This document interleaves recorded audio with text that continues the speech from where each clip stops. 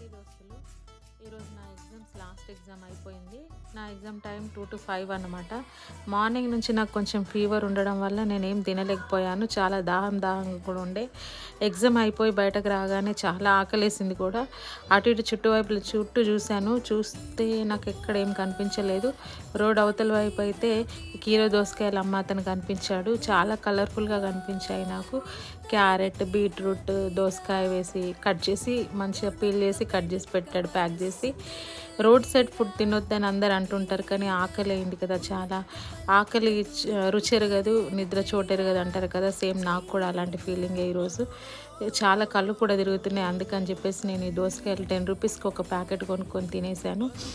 మా ఊర్లో అయితే వీటిని దోసకాయలు అంటారు, మరి హైదరాబాద్లో అయితే వీటిని కీరో దోసకాయలు అంటున్నారు. మీ ఊర్లో ఏమంటారో కామెంట్ బాక్స్లో చెప్పండి.